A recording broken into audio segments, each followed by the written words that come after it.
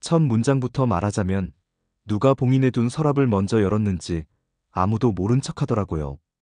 그날 저녁은 이상하게도 공기가 무겁게 내려앉아 있었는데요. 이지혁은 집에 돌아오는 길에 전화를 받았습니다. 지은호의 목소리가 평소보다 낮고 느리게 떨렸습니다. 카페로 잠깐 와줄 수 있냐고 하더라고요. 급한 일이라고 말끝을 삼켰는데 그 말 사이로 숨을 고르는 소리가 들렸습니다. 이지혁은 이유를 묻지 않았습니다. 지은호가 괜찮다고 하면서도 괜찮지 않을 때 내는 호흡을 너무 잘 알고 있었거든요. 카페 문을 밀고 들어가니 불이 절반만 켜져 있었습니다. 지은호는 손님석이 아닌 구석자리에서 두꺼운 봉투를 끌어안고 있었는데요. 앞에 놓인 봉투 겉면에는 작은 전표기가 3개 찍혀 있었고 오른쪽 상단에는 낯선 글씨로 한 줄이 적혀 있었습니다. 보관함. 그리고 그 옆에 이니셜이 또렷했습니다. JS. 지은호가 봉투를 살짝 밀어주며 말했습니다. 이거 오늘 아침에 가게 앞 택배함에서 찾았다고요. 보낸 사람은 없고 받는 사람도 적혀 있지 않았는데요. 이상하게 제 이름만 연필로 아주 약하게 눌러 쓴 흔적이 보였다고 하더라고요. 봉투를 열자 오래된 영수증과 흑백 사진이 나왔습니다. 사진에는 아이 2명이 나란히 서 있었는데 왼쪽 아이 손목에 작은 팔찌가 보였습니다. 잠금고리가 왼손 바깥쪽으로 잠겨 있었는데요. 아주 익숙한 모양이었습니다. 이지혁은 순간 가슴이 쿵 내려앉는 느낌이 들었습니다. 예전에 조웅래가 말하던 그 팔찌였거든요. 잃어버린 이름을 찾고 싶다면 잠금 방향부터 보라는 그 말이 문득 떠올랐습니다. 지은호가 조심스럽게 물었습니다. 이 사진에 보이는 아이가 혹시 나일까? 그리고 옆에 있는 아이가 누구일까? 말은 짧았는데 말끝마다 오래 참은 불안이 묻어나더라고요. 이지혁은 섣불리 답을 하지 않았습니다. 대신 사진 뒷면에 흐린 글씨를 비스듬히 비춰보았는데요. 그림자처럼 남은 글씨가 살짝 읽혔습니다. 이름 앞 글자는지 다음은 흐려져 있었고 마지막에 작은 점이 하나 찍혀 있었습니다. 누군가 일부러 지웠다는 느낌이 강했습니다. 그때 카페 문이 또 열리더니 박성재가 들어왔습니다. 오늘따라 말수가 적었는데요. 아버지 박진석과 실랑이를 벌이고 나왔다고 하더라고요. 회사 행사에 박영라가 초청된다는 소식을 듣고도 아무 말 못한 자신이 우스웠다고 그런 말을 툭 던졌습니다. 박성재는 테이블 위 사진을 보더니 잠깐 말이 멈췄습니다. 저 팔찌를 어디선가 봤다고 하더라고요. 고성이가 대작 전시 준비를 하던 시절 사무실 서랍에서 비슷한 사진을 본 기억이 난다고 했습니다. 다만 그때는 사진 뒷면에 다른 글자가 적혀 있었고 누군가 그 위를 덧칠해 지워버렸다고 하더라고요. 세 사람은 사진과 영수증 묶음을 한 장 한 장 넘겼습니다. 영수증 맨 끝에는 또렷한 활자가 있었습니다. 보관함 번호. 그리고 열쇠 그림 옆에 작은 별표가 찍혀 있었습니다. 박성재가 깊은 숨을 내쉬며 말했습니다. 우리 집 지하 보관실에도 별표 찍힌 서랍이 하나 있는데 열쇠가 아니라 카드로 여는 방식이라고요. 그런데 오래전부터 카드 한 장이 자꾸 사라졌다가 다시 나타나곤 했답니다. 처음엔 집사 실수인 줄 알았는데 누군가 일부러 시간 맞춰 가져갔다가 돌려놓는 느낌이 들었다고 했습니다. 그날 밤 이상철과 김다정은 작은 방에서 조용히 이야기를 나누고 있었습니다. 조웅래가 낮에 꺼낸 말이 마음에 걸린다고 하더라고요. 오래전 사진 속 아이 이야기였습니다.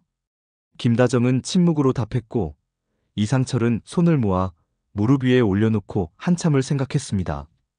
결국 이렇게 말했는데요. 말하지 않으면 더 큰 일이 난다고 늦었지만 정리를 해야 한다고 했습니다. 김다정은 쉽게 대답하지 못했습니다. 아이가 2명이었는지 1명이었는지 누구의 손을 놓았는지 어느 날 문득 바뀐 이름이 실제로 누구 것이었는지 기억에 자신을 괴롭히고 있었거든요. 다음 날 아침 이수빈이 거울 앞에서 머리를 묶었습니다. 오늘은 촬영이 있는 날이라고 했는데요. 밝은 표정을 연습하다가 문득 휴대폰을 확인했습니다. 메시지 하나가 새로 와 있었습니다. 보내는 사람 이름은 없고 링크만 달랑 있었습니다. 눌러보니 익명 게시판 글이 뜨더라고요. 의심의 첫 조각이라는 제목이었는데 게시물 사진 속엔 팔찌 잠금 고리가 또렷했습니다. 그리고 댓글 맨 위에 이런 문장이 붙어 있었습니다. 왼손이면 가족, 오른손이면 거래. 이수빈은 그 문장을 여러 번 읽었습니다. 이유는 알 수 없는데 심장이 쿵 내려앉는 느낌이 들었고 자신도 모르게 손목을 감싸 쥐더라고요. 그 시각 고성이는 서재에서 일정을 점검하고 있었습니다. 이번 주엔 박영라와 관련된 만찬이 잡혀 있었고 그 자리에 현유그룹 쪽 인사가 온다고 표시되어 있었습니다. 고성이는 여유 있는 미소를 지으려 애썼는데요. 최근 며칠 사이 떠도는 이야기들이 기분을 계속 거슬렀습니다. 누군가 인터넷에 슬쩍 던진 사진 한 장이 사람들의 눈을 불러 모으는 중이었거든요. 사진 속 팔찌, 지워진 이름, 보관함. 단어 하나하나가 괜히 신경을 긁었습니다. 고성이는 비서를 불렀습니다. 우리 쪽 자료를 모조리 확인하라고요. 특히 오래된 계약서와 서류 가방, 봉투에 붙은 전표기까지 모두 점검하라고 지시했습니다. 박영란은 작업실에서 화면을 켜고 앉아 있었습니다. 태블릿 펜 끝이 종일 멈추지 않았는데요. 이야기 속 주인공이 벽 하나를 마주한 채 작은 문을 찾아 나가는 장면을 그리고 있었습니다. 그 문을 열어야 밖으로 나갈 수 있는데 열쇠 모양을 어떻게 그릴지 계속 고민하더라고요. 직선으로 할지, 곡선으로 할지, 혹은 아예 열쇠 없이 천천히 밀면 열리는 문으로 만들지. 박영란은 손을 멈추고 잠깐 눈을 감았습니다. 그때 메시지가 도착했습니다. 보낸 사람은 이지환이었습니다. 오늘 오후에 경호 관련 회의가 있으니 이동 계획을 확인해달라는 내용이었어요. 박영란은 문득 미소를 지었습니다. 이지환은 늘 말이 적었는데 필요한 말만 정확하게 해주는 사람이었거든요. 그래서인지 모르게 마음이 안정되더라고요. 정순이는 식당에서 재료를 손질하고 있었습니다. 아침부터 손님들이 많이 왔고 점심에 단체 예약까지 잡혀 있었는데요. 손이 분주하게 움직이는데 마음은 자꾸 딴 데로 갔습니다. 지은호 얼굴이 바래 보였거든요. 최근 들어 지은호가 자꾸 멍하니 무언가를 떠올리듯 멈출 때가 많아졌습니다. 물을 내리며 고개를 드니 문 앞에 서 있는 사람이 있었습니다. 박성재였습니다. 점심 준비가 분주한 분위기를 보더니 잠깐 도와드려도 되겠냐고 묻더라고요. 정순이는 그 말에 살짝 놀랐습니다. 돈도 많고 바쁜 사람일 텐데 이런 곳까지 와서 도와주겠다고 하는 마음이 뭐였을까 싶은 생각이 들었습니다. 둘은 말없이 손을 움직이며 김치전을 부치고 그릇을 놓았습니다. 박성재는 그 와중에도 눈이 자꾸 문 쪽으로 갔는데요. 누군가 들어올 것만 같은 예감이 이상하게 떠나지 않는다고 했습니다. 저녁 무렵 조옥래와 김장수는 작은 상을 사이에 두고 앉아 있었습니다. 조옥래가 오래된 상자를 하나 올려놓았습니다. 뚜껑 안쪽에 흐릿한 낙서가 있었는데요. 점 3개와 직선 하나였습니다. 김장수는 그 그림을 보더니 소리 없이 고개를 끄덕였습니다. 예전에 한번 본 적이 있다고 하더라고요. 이름을 바꿀 때 쓰던 표시였다고요. 누구를 어디에 맡길지, 어느 쪽으로 인연을 돌릴지, 표시는 늘 간단했는데 뜻은 무겁게 남았다고 했습니다. 조옥래는 조용히 말했습니다. 이번에는 더 이상 넘기면 안 되겠다고요. 아이들이 다 컸고 서로를 속이는 일은 이제 멈춰야 한다고 했습니다. 다음 날 박진석은 회사 회의실에서 보고를 받았습니다. 요즘 돌아다니는 소문에 대해 명확한 입장을 준비하라고 지시했습니다. 투자자들이 불안해하면 제일 먼저 흔들리는 건 숫자라고 하더군요. 그러면서도 박성재 얼굴을 보며 오래 묵혀둔 말을 꺼냈습니다. 너는 마음이 약하다고. 사람에게 끌리는 건 좋은데 그 마음이 너를 흔들도록 놔두면 회사도 흔들린다고요. 박성재는 대답하지 않고 서류만 넘겼습니다. 눈빛은 잠깐 흔들렸지만 금세 단단해졌습니다. 자신이 지켜야 할 것이 무엇인지, 그리고 진짜로 붙잡고 싶은 것이 무엇인지 머릿속 저울이 조용히 기울고 있었거든요. 그날 밤 보관함 열쇠의 행방이 드디어 드러났습니다. 지은호에게 봉투를 보낸 사람이 익명 메시지로 다시 연락을 했는데요. 열쇠는 아니고 카드를 정해진 시간에 정해진 곳에서 받으라는 지시였습니다.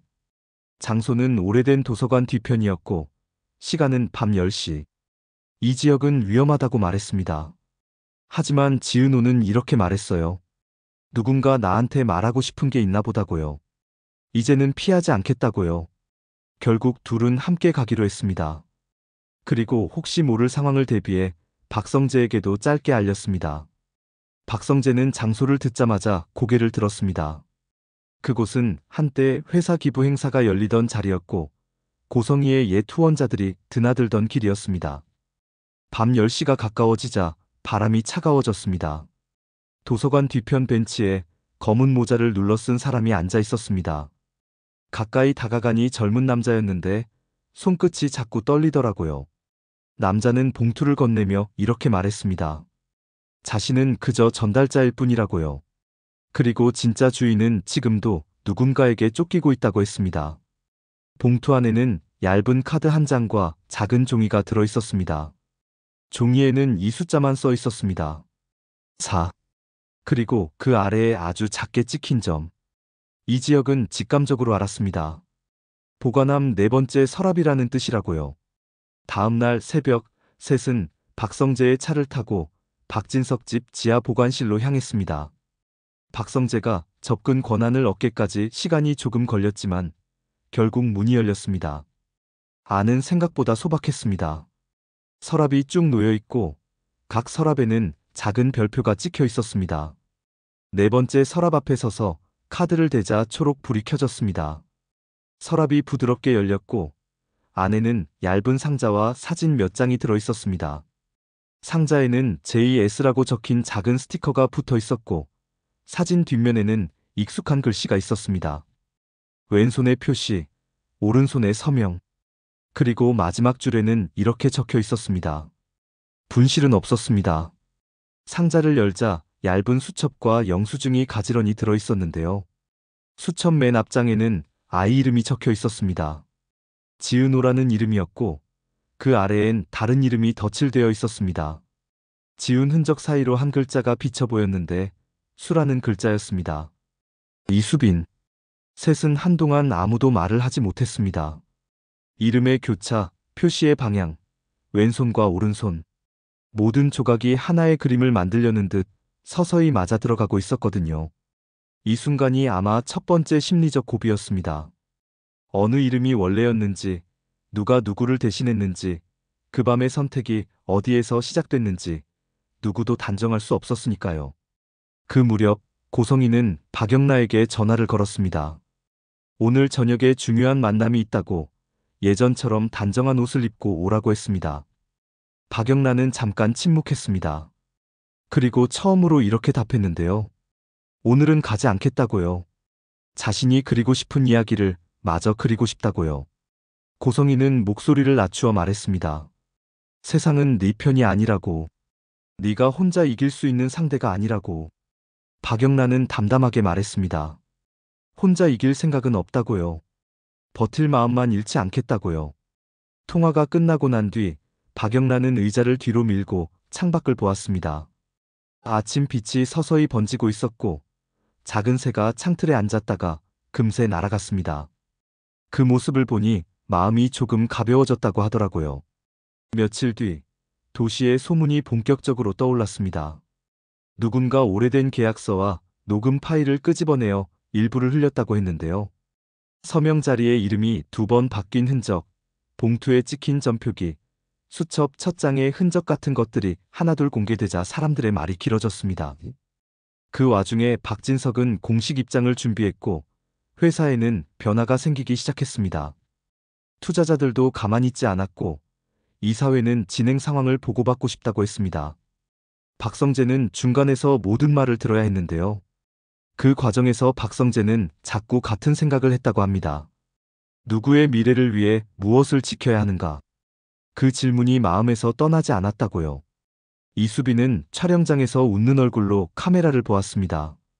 그러나 휴식 시간만 되면 손목을 매만졌습니다. 집으로 돌아가는 길에 조웅래에게 전화가 왔습니다. 잠깐 들렀으면 한다고 했습니다. 집에 가보니 상 위에 팔찌가 하나 놓여 있었는데 잠금고리가 왼손 쪽으로 단단히 잠겨 있었습니다. 조웅래는 천천히 이야기했습니다. 예전에 아주 어려운 결정이 있었다고요. 누구의 이름을 살릴지, 누구의 길을 바꿀지 짧은 표시 하나로 정해졌다고요. 이수빈은 오래 듣다가 조용히 말했습니다. 그럼 나는 누구의 이름을 빌렸던 걸까요?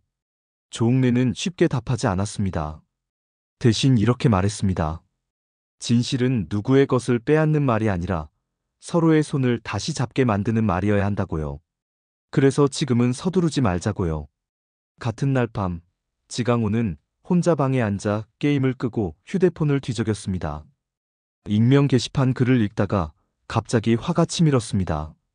왜 늘 자신만 뒤늦게 사실을 알게 되는지, 왜 늘 자신만 방 밖에서 맴도는지, 그런 생각이 꼬리에 꼬리를 물었습니다.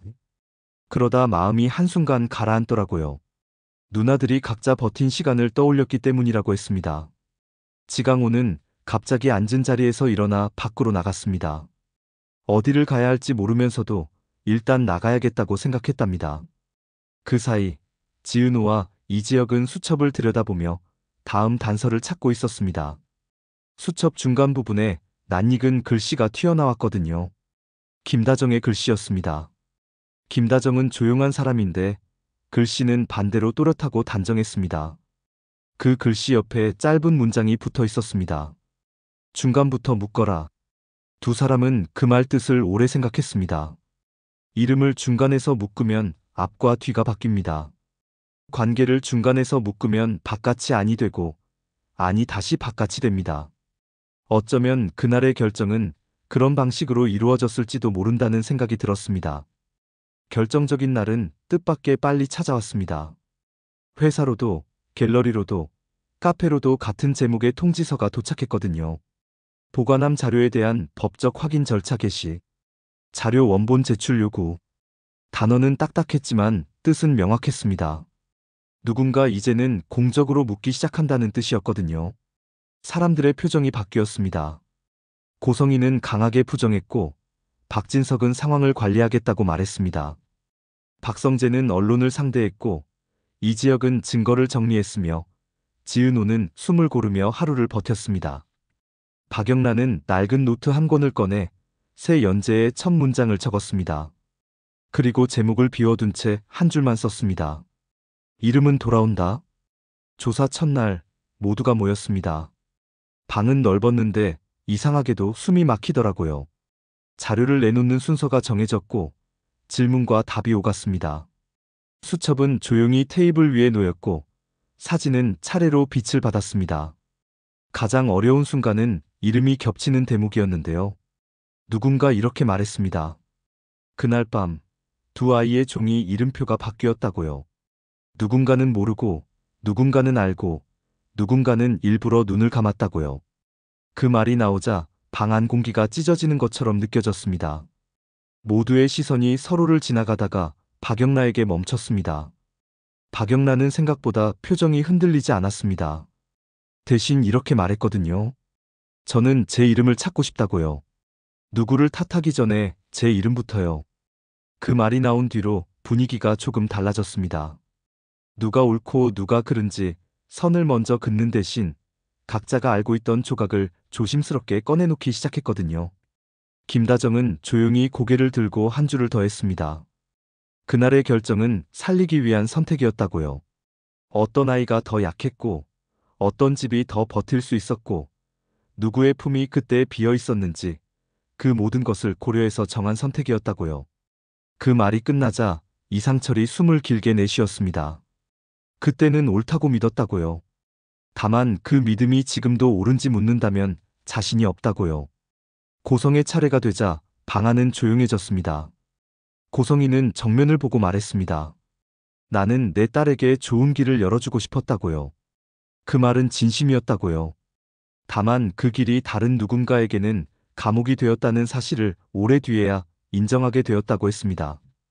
박영란은 그 말을 듣고도 고개를 끄덕이지 않았습니다. 대신 한 발짝 앞으로 나와 짧게 말했습니다. 저는 엄마의 칭찬이 아니라 제 이름이 필요하다고요. 그 말이 나가자 고성희의 눈빛이 잠깐 흔들렸습니다. 처음으로 방어보다 침묵을 선택하는 기색이 보였거든요.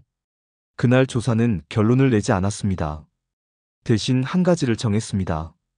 보관함 자료는 원래의 이름 순서대로 다시 정리하고 겹치거나 지워진 부분은 표시만 하자고요.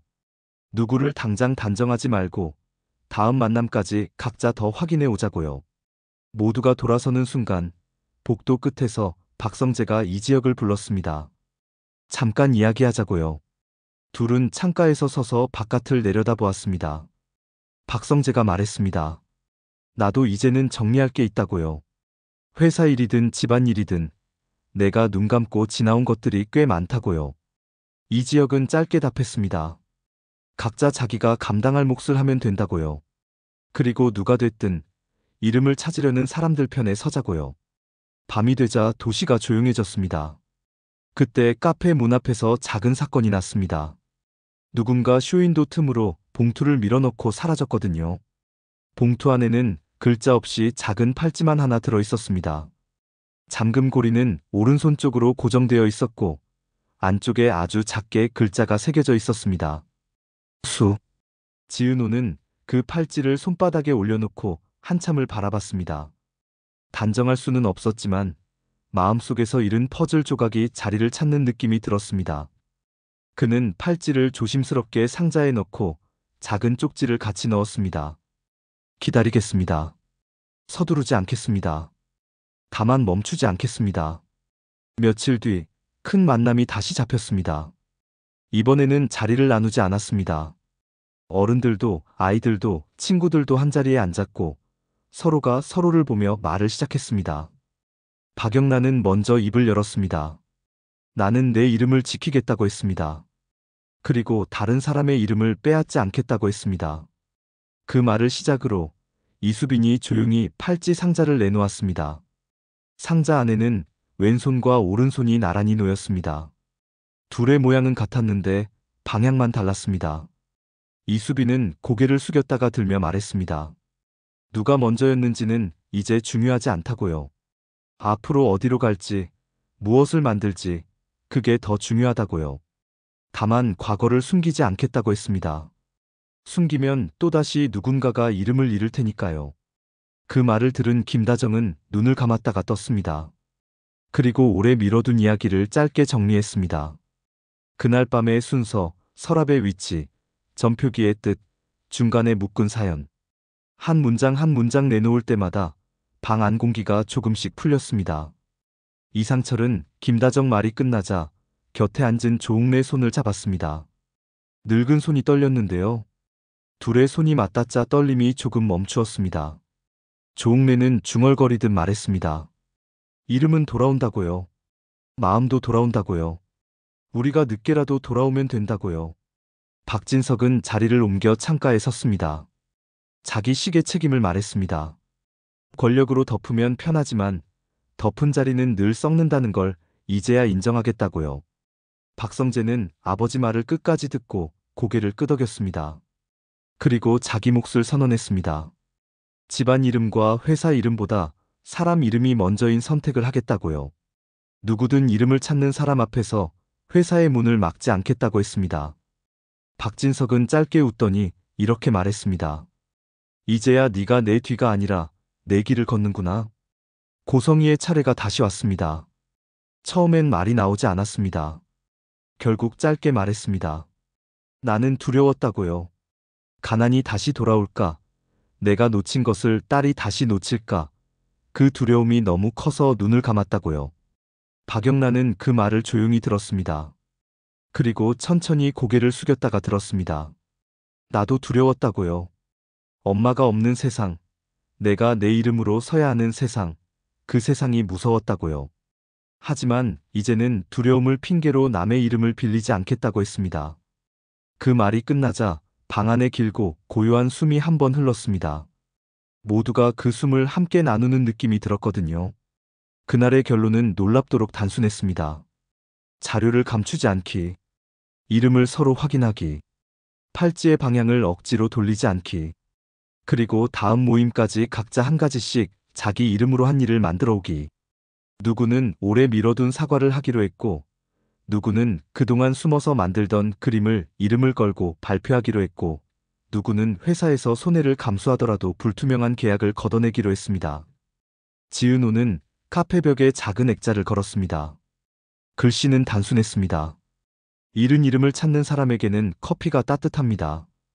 그 문장을 보고 사람들은 웃었습니다.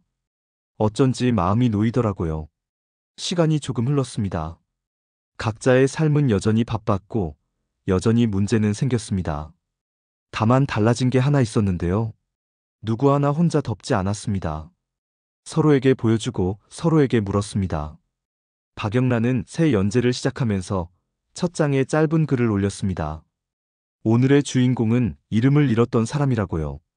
하지만 그 사람은 이름이 없던 시간이 있었기에 새로운 이름을 제대로 고를 수 있게 되었다고요.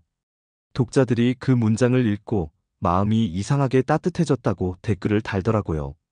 어느 저녁 모두가 다시 모였습니다. 그날은 축하 자리였는데요. 누구 때문이 아니라 모두 때문인 자리였습니다. 테이블 한가운데 작은 상자가 하나 놓여 있었습니다. 상자를 열자 팔찌 2개가 나란히 있었는데요. 하나는 왼손, 하나는 오른손. 그리고 그 사이에 아주 작은 쇠 열쇠가 하나 들어 있었습니다. 열쇠 손잡이에 글자가 얕게 새겨져 있었는데 누구의 이니셜도 아니었고 누구의 기호도 아니었습니다. 그냥 이렇게 적혀 있었습니다. 서로. 그 글자를 보는 순간 사람들은 한동안 말을 잊었습니다.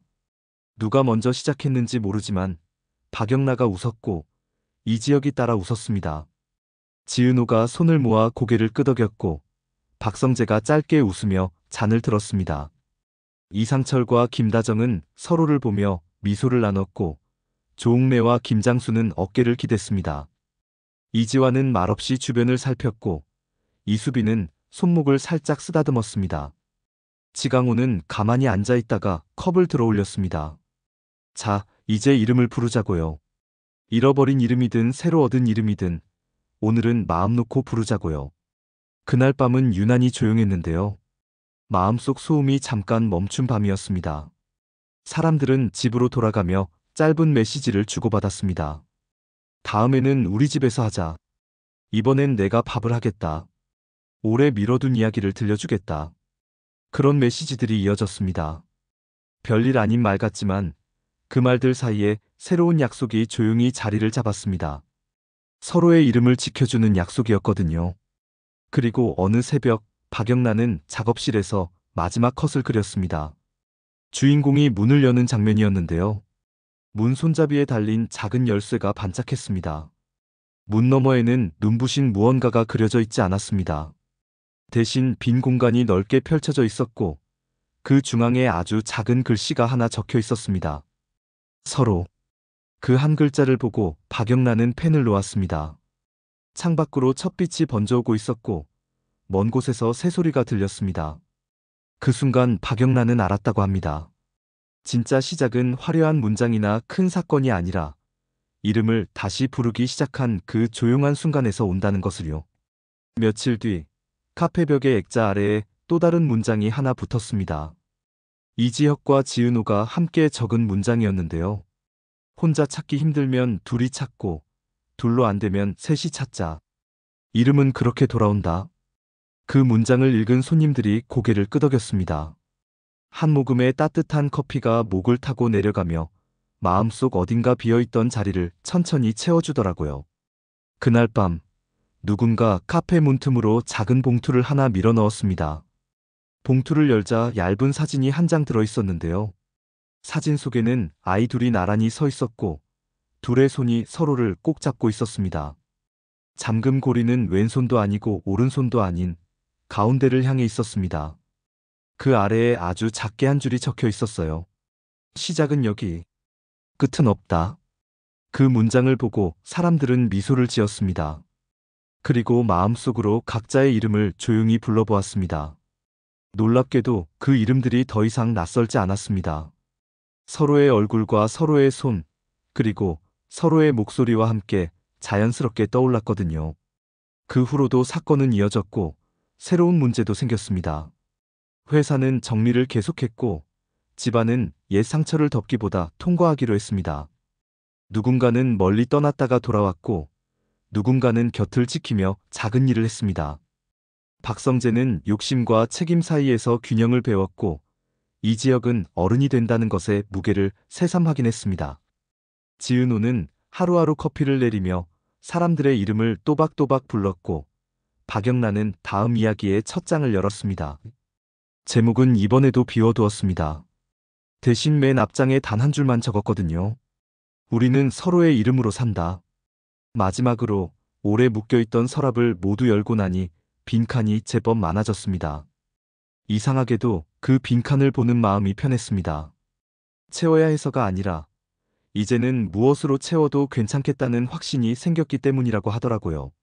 누군가는 그 빈칸에 화해를 썼고 누군가는 고백을 썼습니다. 또 누군가는 약속을 썼습니다. 그리고 모두가 함께 맨 아래줄에 같은 글자를 하나 더했습니다. 서로. 이야기를 여기까지 적고 보니 처음의 질문이 조용히 되돌아왔습니다. 서랍을 처음으로 연 사람은 누구였을까요? 생각해보니 정답이 굳이 필요하진 않았습니다. 중요한 건 누가 먼저 열었느냐가 아니라 이제는 아무도 다시 잠그지 않는다는 사실이었으니까요. 그래서 모두가 함께 웃으며 이렇게 말했습니다. 오늘은 여기까지. 내일은 또 부르자. 각자의 이름을, 서로의 이름을. 그렇게 화려하지 않아도 단단한 날들이 조용히 이어지고 있었습니다. 오늘 준비한 이야기는 여기까지입니다. 구독과 좋아요, 알림 설정 부탁드립니다. 끝까지 시청해주셔서 감사합니다. 행복한 하루 보내세요.